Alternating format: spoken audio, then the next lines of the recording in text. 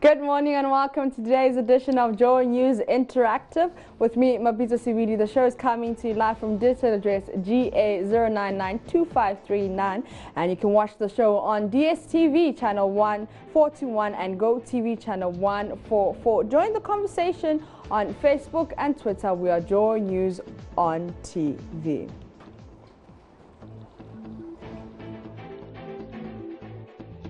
Now, most of the stories making headlines in recent times are the youth and the lawlessness. The week started with rampaging students of the KNUST, destroying about 30 vehicles and vandalizing the university's property. We've also seen citizens burning tires and demonstrating to press home their demands. Now, the question I'm asking you today, why do you think Ghanaians are developing a taste for rioting? It has to do with our leaders now, mostly our political parties. They're embracing violence. In terms of talking about this, they are foot soldiers that these political parties are supporting here. So I think that is the more reason why this youth and these tech guys and results into this violence here. So it has to do with this, because after the election, we've seen a couple of videos of them attacking high court judges and all that, and it seems to me our president is more reluctant about that issue. So it is becoming acceptable in our society that we have to take the law into our own hands and to take drastic actions to issues like this. It's a culture Ghanaians are copying from somewhere, and it's better the authorities, the powers that be, sit down properly and look at it, because this hasn't been our culture.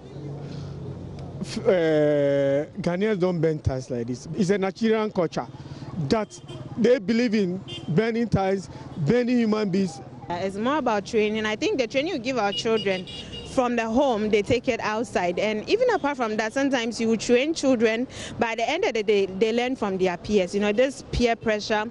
And as I was saying earlier, it happens that these things happen outside the country, and then since we just learn beyond our control, and then there are some things that we do that we think we are just doing it for fun, but then at the end of the day, it turned out to be something serious in the country.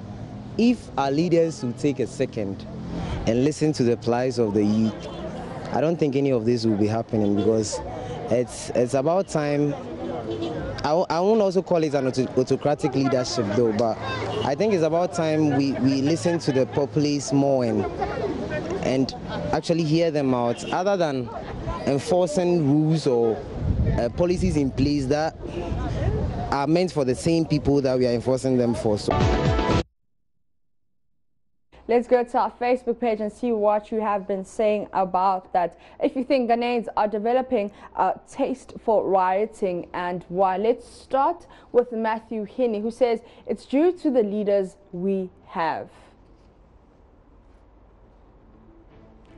All right, so Afesi comes to write a bit of an essay, but he says there's the need to question leadership style. There again, the early warning signs in there is the ethnic conflict, which no one will be able to settle. Our leaders need to balance the equation in the way they implement policies which bind the citizens. Okay, so using the same scenario of the splitting of the Volta region, of which the president insisted that only the affected areas will partake in the referendum, how meaningful is that statement? Okay, and he says he challenges the president in this step he's taken to disturb the peace of the people of Volta region, that if it is in the interest of development, then he should remove the log from his eyes first before turning out to touch others out of his jurisdictions. Word to the wise is enough. So you can go to our Facebook page to check out that comment. William Minta comes in to ask, he's asking, rioting? No, it is just a forerunner of what's going to happen in the future. Let's listen to the youth, respect them. The culture of the wisdom rests only in adults, and children or youth must passively listen without questioning is a thing of the past.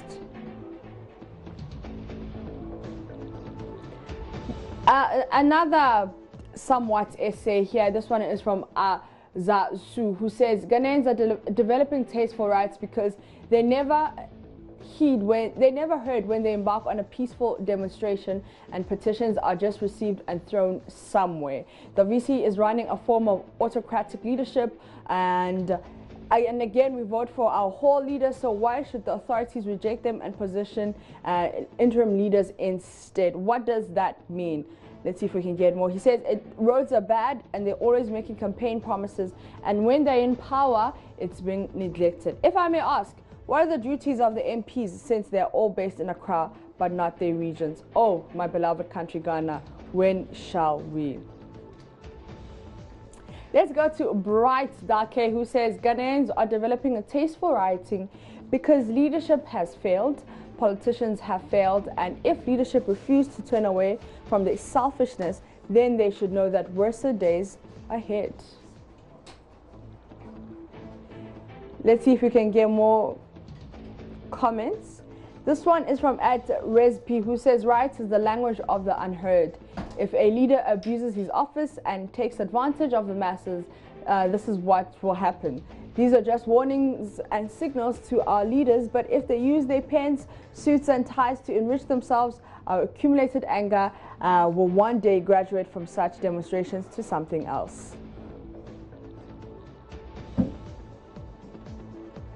This one is from @LSNEOT, who says, let those who go around trumpeting Ghana is a peaceful country, Ghana is a God-fearing country, Ghana is a Christian country, blah, blah, blah, take note.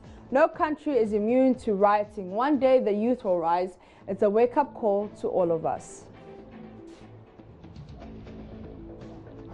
And Cherry Garden says, our leaders think because our era is full of kumkum, ganga, shatale, stone boys, social media, nude leaks, so we the youth don't have sense, and whatever we suggest to them will be trash.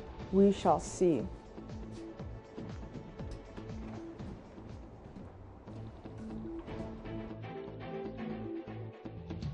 Now, Emeritus Professor Olugumi Brejeda, the Foundation Vice Chancellor of the National Open University of Nigeria, has called for the elimination of examination and the educational system in Africa. Now, the professor said the system affects the continent's goal of achieving quality education, suggesting that the education system in Africa must have an inbuilt way of continuous assessment of students and build up the portfolio for effective teaching and learning. So we posted that on our Facebook page and we got a lot of interesting comments. Let's start with Leonard, who says, very true, it makes students theoretical and only learn for exams. Singapore has abolished exams. Finland and Shanghai have done away with standardized tests. They are the leading countries in education. Students are assessed continuously on practical levels.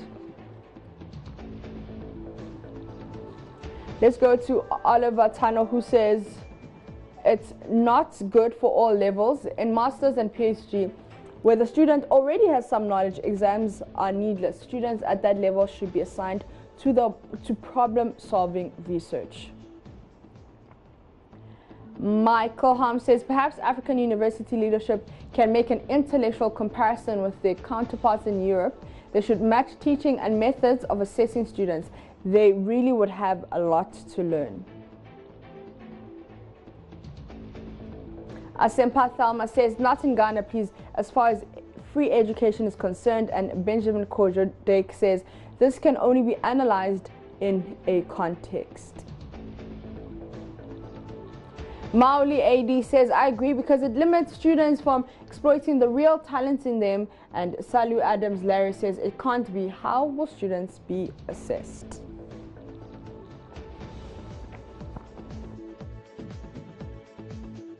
Now let's go to our Twitter page and see what's been trending in Ghana. Let's start, before we go to hashtag Wednesday Wisdom, which is also trending, let's see what is trending. What are the top 10 trends in our Ghana trends? Right, let's see if we can get it.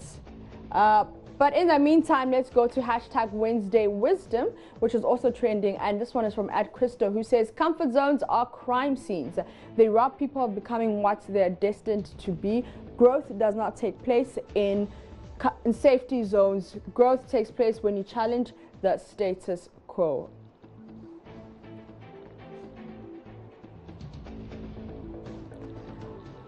All right, so here are the Ghana trends.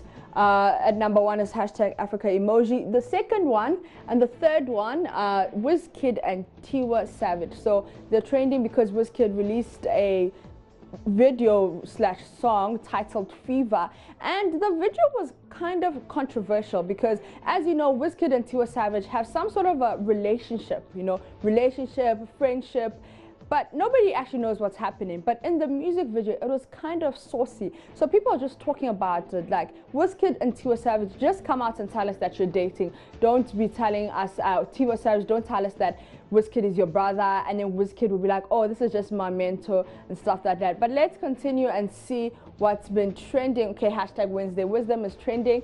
Let's continue with those tweets. At 78, Ryder says, life is best for those who are enjoying it, difficult for those who are comparing it, and worst for those who are criticizing it. Your own attitude defines your life. At Druta says, to all women who wake up tired, the only cure for fatigue is rest, not caffeine, exercise, or guilt. Hashtag Wednesday Wisdom. This one is from at Karen Tucker, who says, love in private, live in private, be happy in private. That way you can take your losses in private, maintain in private, rebuild yourself in private. At Y Teaching says, good teachers make it look easy, so folks assume it is. At Sir Rajeda says, good morning, have a nice day, and he posted this picture. You're never too important to be nice to people. So we have this video and we'll be playing for you. At Hope for Life Tour says, are you the passenger or the pilot of your life? So I'm asking you that question again. Are you the passenger of your life, or are you the pilot? Let's check out that passenger video. In life, you're either a passenger or a pilot. You've got that choice. This is one of the biggest choices you'll ever make. Are you defining what direction you're moving in, or are you letting other people make the biggest decisions of where you're going? See, at first, it's more comfortable being the passenger. You sit back, relax, have people serve you. It feels easier. It feels more natural. But then as time goes by, you look outside the window and you realize you've ended up somewhere that you didn't want to be. Then you start blaming people around you, blaming people who made those decisions for you, blaming people who should take responsibility for where you've ended up. Sometimes you feel lost, confused, and wonder how you ever got there. And in that moment, at that time, you've got this important choice to make. You can either switch seats, grab hold of the steering wheel, and start guiding your life, or remain a passenger. You can't be both. Which one are you? Which one are you? Are you the passenger or the pilot of your life? On that note, I'm going to take a quick breather. When we come back, we're talking tech. Stay tuned.